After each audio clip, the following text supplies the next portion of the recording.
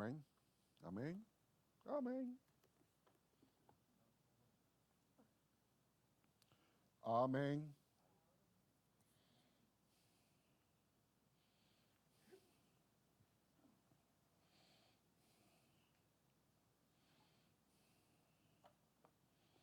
Yo le decía al Señor, Señor, tú me pusiste ahí a predicar. Así que, voy a ver qué tú haces. Y le decía al hermano Alberto, yo estoy dispuesto a predicar a tiempo y fuera de tiempo. Y eso es lo que queremos compartir con ustedes hoy. Es el mensaje que Dios me ha hablado. Hay muchos predicadores hoy que dicen, tengo revelación de parte de Dios. Necesito un iPhone 7 y el Señor me dijo que aquí me lo van a pagar. Pero Dios me ha dado palabras de vida para cada uno de nosotros, incluyéndome a mí, ¿ok? Porque este pasaje me ha hablado a mí, yo he estado meditando durante la semana. En Lucas capítulo 22 encontramos la palabra del Señor. Lucas 22, para leer los versos 39 hasta el 46.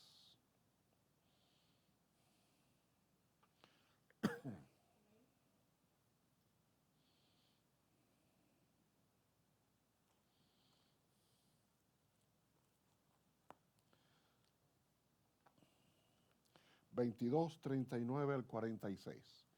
...y leemos la palabra del Señor. Y saliendo, se fue como solía al monte de los olivos, y sus discípulos también le siguieron.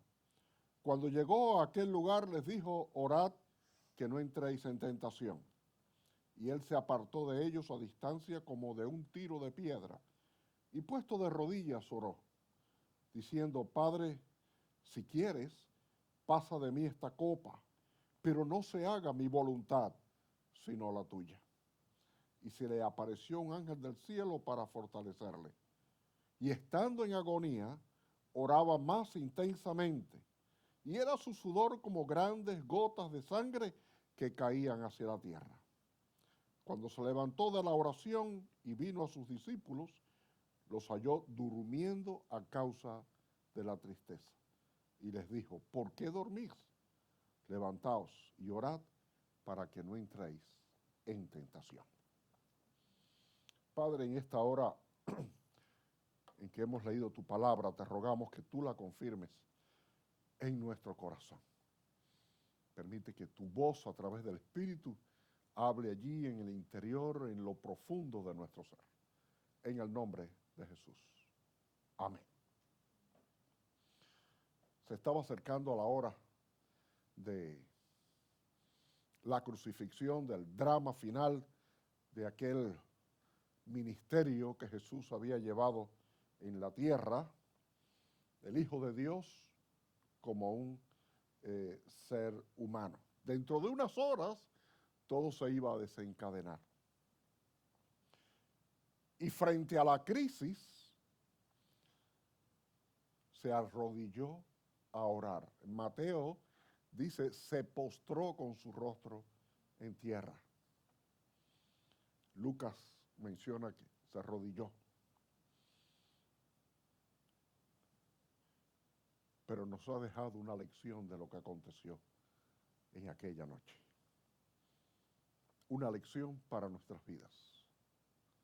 Una lección para los que duermen. Lo primero que les dijo, los discípulos fueron con él, los puso, hay otra versión que dice que solamente eligió a 3 del grupo y se los llevó al monte. Les dijo, orad para que no entréis en tentación. Para que no entréis en tentación. La palabra no entréis, en realidad literalmente significa en griego, para que no caigan en la tentación. para que no se debiliten frente a la tentación. Hay muchas cosas a nuestro alrededor, muchas frustraciones, hay muchos temores, como mencionaba hermana Dania. ¿Cuántos temores hay en el pueblo? Incluyendo el pueblo de Dios. ¿Cuántas cosas que pueden inducir a la tentación? ¿Tentación de qué? Por supuesto que en la tentación se incluye la inclinación al pecado. La palabra tentación, que se dice peraísmo en griego, significa la seducción. El pecado nos seduce. Cuando el pecado llama, lo hace para seducir con palabras, con imágenes, con proyectos, con enfoque que nos pueden inducir al pecado. Pero es que Dios no tienta, en primer lugar. Dios a veces prueba a través de la tentación del enemigo. Dios nos puede probar, pero Él no tienta. Dice en Santiago, Dios no tienta a nadie. Dios no tienta a nadie. A veces en medio del pecado, vivimos en la carne que está sujeta todavía al pecado, solamente que no servimos al pecado. Y en esa seducción, a veces Dios la permite para que descubramos lo que todavía hay en mi vida que tengo que poner delante de Él para ser transformado. Pero también se incluye en la tentación el frustrarme con el Señor. También se incluye el dormirme con el Señor.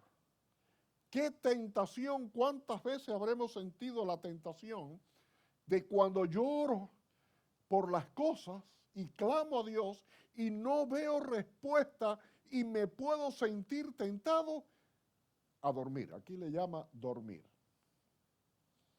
Sentirme tentado a frustrarme con el Señor. Señor, yo no sé por qué, como me dijo alguien en una ocasión hace tiempo, no voy a orar más, porque oro y oro y oro y no pasa nada. Esa es también una tentación.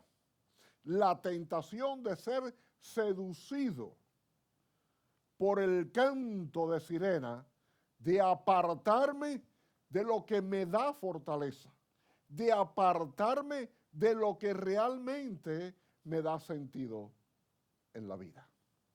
Es la misma palabra que se usa en la Odisea. Recordemos esa obra clásica de la literatura antigua, cuando después de la guerra de Troya, Odiseo va de regreso a su casa en Ítaca y a Ítaca, y llega a un lugar donde habían unas sirenas, en un lugar muy rocoso, unas costas muy rocosas, y las sirenas cantaban un canto bello, hermoso, y atraían a los navegantes ante aquella voz. Y se metía entre las piedras, se rompían los barcos y se ahogaba todo el mundo. Y Odiseo sabía de ese lugar, y él le puso cera en los oídos a todos los navegantes, a todos los marineros que iban en su barco, para que no escucharan el canto de la sirena. Pero se acabó la cera y quedaba él. Y entonces él le dijo a uno, al segundo de él, le dijo, amárrame al palo mayor del barco y no me sueltes aunque te lo ruegue. El canto de sirena del pecado no solamente me inclina al pecado, sino al pecado de apartarme del Señor, al pecado de dejar del Señor. Por eso el Señor les dijo, orad para que no entréis en tentación, para que no entren en ese estado de ánimo en que son llamados a abandonarlo. Orad. ¿Y cuál es el antídoto para la tentación, en cualquier índole? La oración. La oración. Había un hermano que escribió un libro hace mucho tiempo y decía, un libro que se llama El Cristo de todos los caminos, y él decía en el libro que la diferencia entre una iglesia llena del Espíritu y una iglesia que no tenía el Espíritu era que la iglesia que tiene el Espíritu, cuando hay crisis, problemas, convoca a la oración. Mientras que la que no tiene el Espíritu, cuando hay una crisis, nombra un comité para analizar la crisis a ver qué se puede hacer. La oración es el antídoto para el desánimo, es el antídoto para la tentación, es el antídoto para la frustración. La oración es la respuesta. Por eso Jesús les dice, orad para que no entren en la tentación. Ah, si lo sabría él. Si lo sabría él, que en aquel momento las medicinas físicas de los médicos te arreglan una cosa y te desarreglan. Te desarreglan y este antibiótico se supone que me cure la neumonía, pero provoca tendonitis y lo mismo que uno siente a veces en las piernas que se engarrota, me está dando aquí y en el pie. Yo pensaba que iba a tener que entrar con bastón, pero el bastón lo dejé en el carro. Amén. Pero de la cervical sí me pone mal. Mi garrota sí, el de eso. Pero el Señor me sostiene para no caer en la tentación. Ahora, la oración es la respuesta. Orad para que no entréis, para que no caigan en tentación. Ahora, Jesús está allí orando y él sabía muy bien lo difícil que es sostenerse en medio de una crisis. A veces no entendemos cuál es el propósito de Dios, pero Jesús sí lo sabía. Él sabía que él tenía que ser sacrificado para que usted y yo fuéramos salvos y encontráramos la salvación.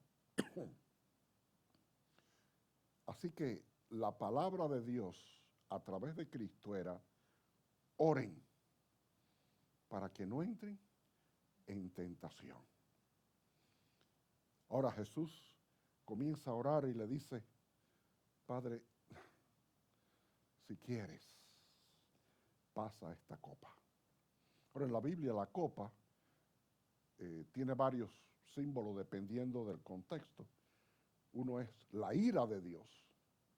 Pudiera ser que a lo que él se refería era aquella ira de Dios que tenía que caer sobre él para que no cayera sobre usted ni sobre mí. Tremendo. Todo el pecado del mundo, Dios lo iba a redimir encima de su Hijo. Y en su humanidad estaba afligido, angustiado, desesperado y adolorido por todo lo que le venía encima. También la copa es símbolo en la Biblia de sufrimiento. Ahora, él le dice a Dios: pasa de mí esta copa. Ahora, ¿cuántas veces nosotros le hemos dicho eso al Señor? Ay, Señor, yo no quiero pasar por esto, ¿verdad? Yo no quiero pasar por esto. Yo quiero una vida de victoria. Yo quiero una vida no sé, de complacencia, si se quiere. Pasa de mí esta copa.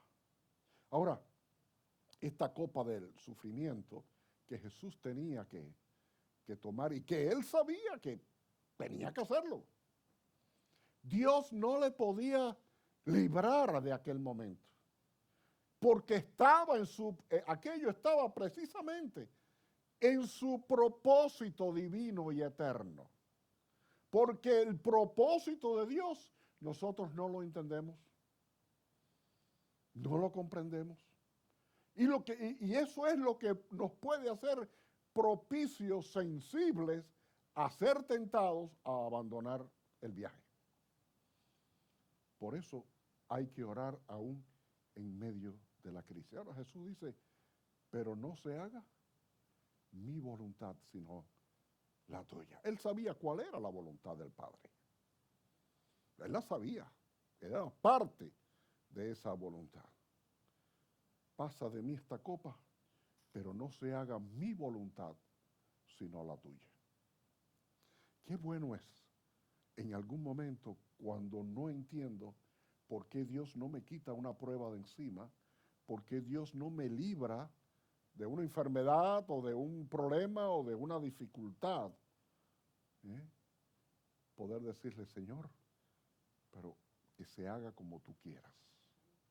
Porque no entendemos qué propósito Dios tiene detrás de todo eso. No lo podemos entender. Si es tu voluntad. Aquí Jesús está poniendo, pasa de mí esta copa, pero solamente si así lo quieres tú. No es el hecho de, para todo hay su momento. Podemos a veces declarar palabra de sanidad, palabra de liberación, pero siempre contando con la soberanía de Dios, porque Dios nunca puede ser entendido de manera cabal por nosotros. Ahora, ¿qué hizo Jesús? Cuando él oró, dijo estas palabras, tuvo esta oración, hágase tu voluntad, pero la agonía se le hizo más fuerte. No es que se alivió, no es que las cosas mejoraron algo, es que se hizo la agonía todavía más fuerte. De una agonía que usted ni yo podemos comprender hasta dónde Jesús estaba sufriendo en su humanidad. No lo podemos entender. Dice el verso 44.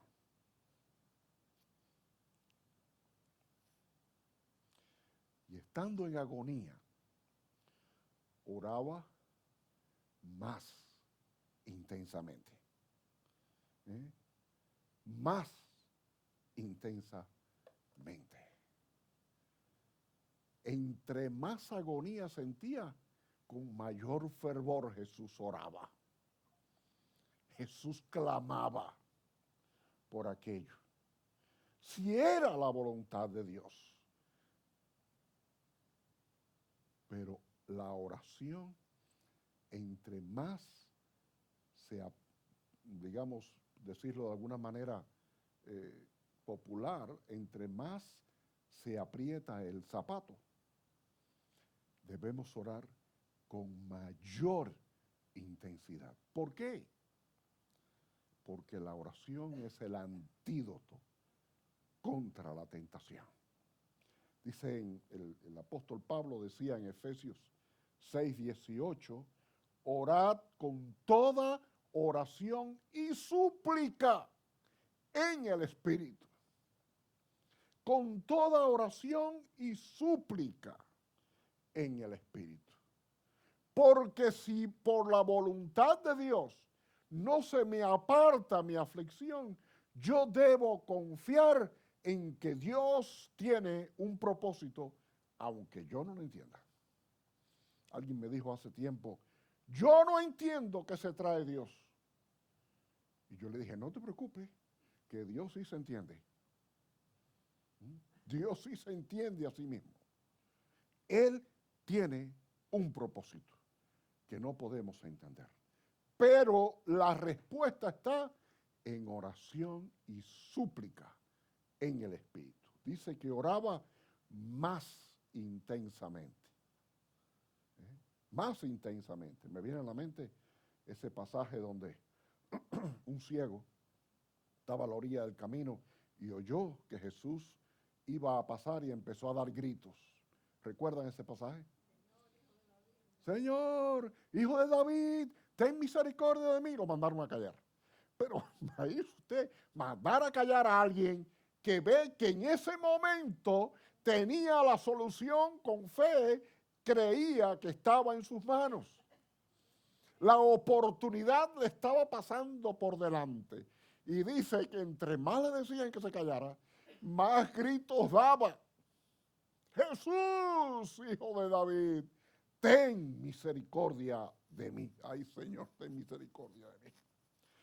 Ahora, con toda oración y súplica en el Espíritu. Jesús dijo, en el mundo van a tener aflicción, pero confíen que yo les quito esa aflicción, ¿verdad? Dice así el pasaje. No dice así el pasaje. Se confíen que yo he vencido al mundo. Que yo he vencido al mundo. Es como un soldado que va a la guerra sabiendo que ya la guerra está ganada. Ya la guerra está ganada. Y mis hermanos, ¿cuál fue el resultado de aquella súplica de Jesús? Dice que se apareció un ángel del cielo y le fortalecía. Bueno, si por la voluntad de Dios, si por el propósito más bien de Dios, no me va a quitar la aflicción cualquiera que ésta sea. ¿Cuántas aflicciones podemos tener nosotros en la carne? Enfermedades, familiares, personales en cualquier tipo, temores sociales como los que están cundiendo en medio del país en este momento. ¿Cuántas cosas podemos tener en la carne? La carne débil, la carne ajustada a tiempo y espacio, limitada grandemente. ¿Cuántas cosas?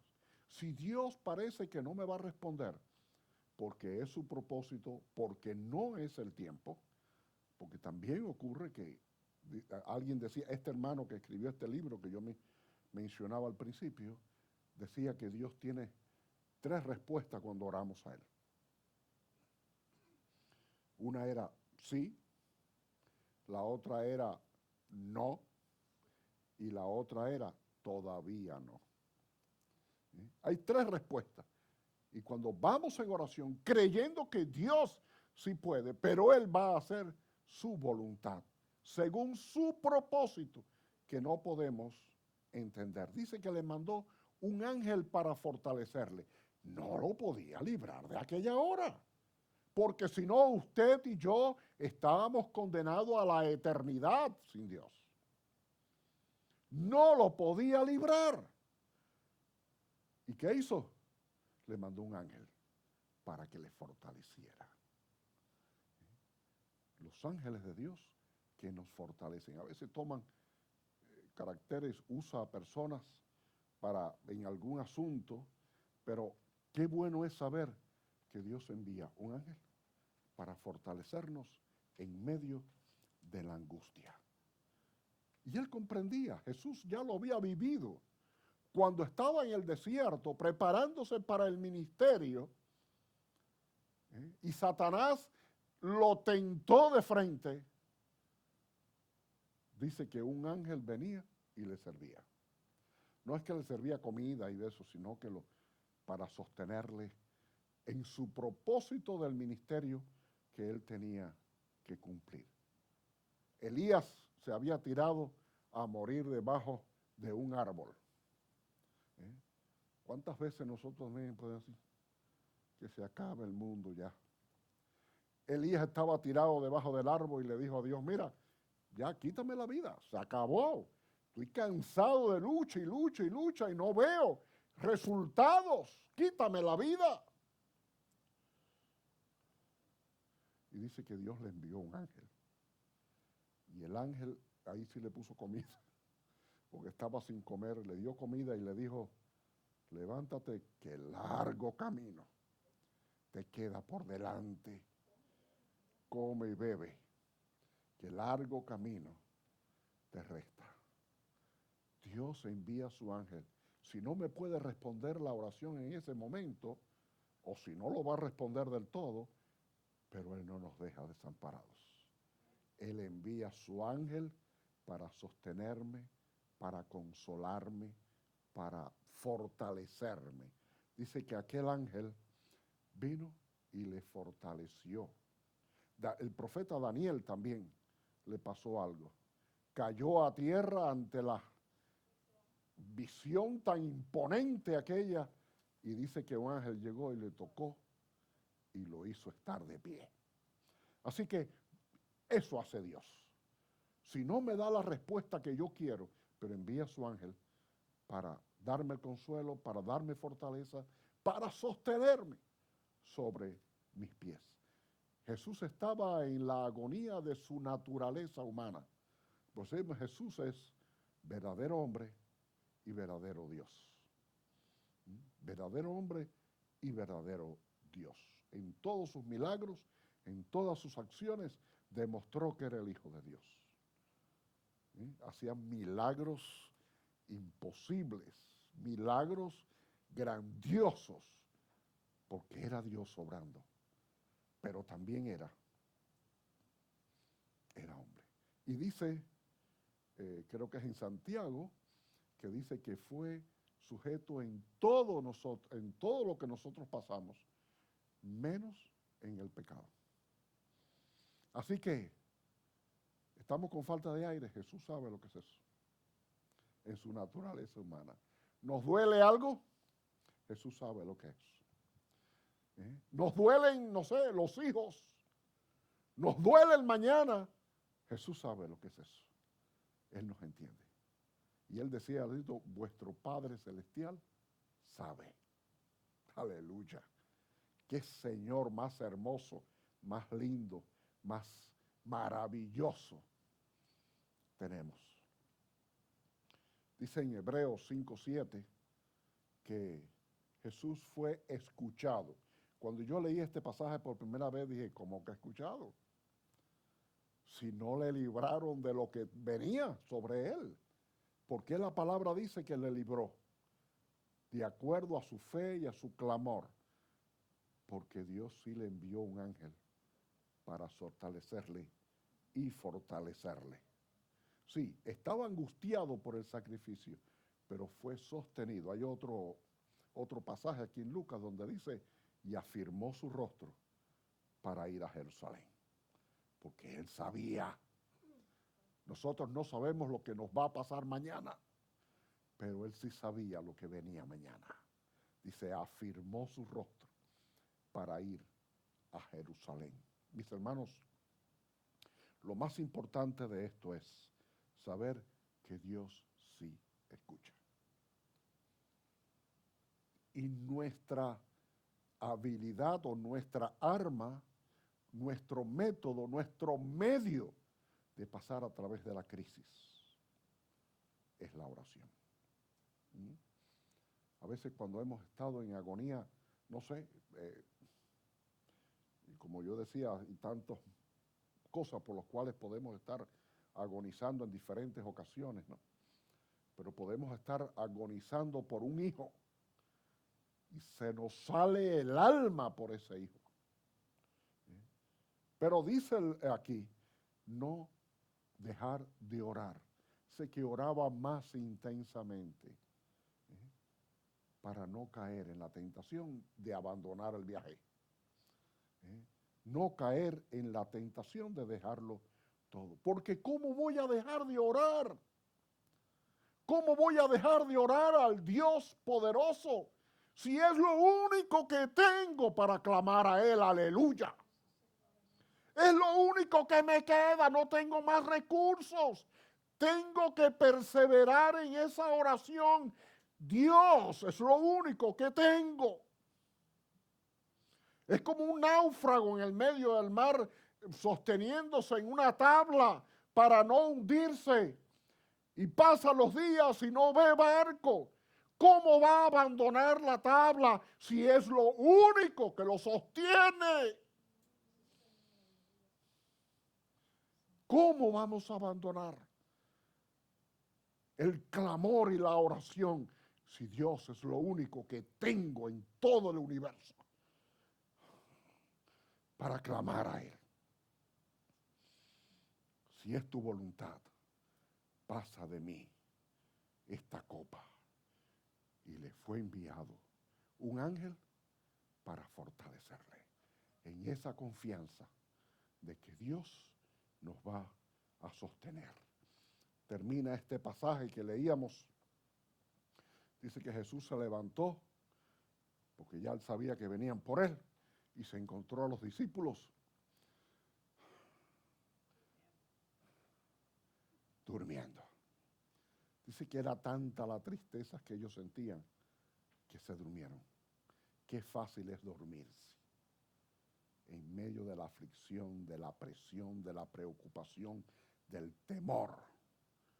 Es fácil dormirse. Y el Señor volvió a decirles, pero se me durmieron. Hay otro, no me acuerdo si es en Juan o en Mateo, que dice, pero no pudieron velar ni siquiera una hora. Ni siquiera una hora, ¿no? Le dijo, se durmieron ustedes. Levántense y oren para que no entren en tentación. Ese, mis hermanos, es la sugerencia, no. Es la orden. Algo muy interesante que leía yo, comentario, orad para que no entres en tentación, está en el idioma griego, está en imperativo. No es una sugerencia que Jesús está haciendo. Es una orden. Oren para que no entren en tentación. La oración no es una opción. Es un mandato del Señor. Y el Señor lo ha dejado porque sabe que necesitamos de la oración. No le libraron de la muerte, tenía que ocurrir. Dios no iba a cambiar su plan. Dios no iba a cambiar su proyecto. Porque, mis hermanos, el mandato que tenemos del Señor es no nos durmamos, no abandonemos. Había una iglesia que estaba en una vigilia, estaban haciendo vigilia, que pasase toda la noche en oración, en canto y en alabanza. Y había una hermanita que se acostó en un banco y se durmió. Todo el tiempo de la vigilia, la hermanita estaba tirada en un banco, roncando. Al otro día, pues, terminaron con momentos de testimonios para dar gracias a Dios por lo que Dios había respondido. Y uno dijo, no, yo me sentía, no, yo sé que Dios. Y cada uno contaba su testimonio. Y se levantó esta hermanita. Decía, ¿qué va a decir esta? Se pasó toda la noche durmiendo. Y le dijo, hermanos, llevos, ni se sabe de cuándo que yo no duermo de noche. Me desvelo y no hay manera que yo duerma de noche. Y llegué aquí y el Señor me... Hermano, qué bien se duerme en la presencia del Señor. Qué bien se duerme en la presencia del Señor. Ahora, la oración es el único medio por el cual Dios me va a fortalecer para que no caigamos en tentación y nos alejemos de Él. Meditemos durante esta semana en esa palabra, llévela en su corazón, llévela en su mente, y si tiene alguien que está en aflicción, dele también esta palabra de exhortación y de fortaleza. Dios manda a sus ángeles para fortalecerle, aun cuando me parezca que no me está dando la respuesta que yo espero. Pero la orden del día es orad para que no entréis en tentación. Vamos a terminar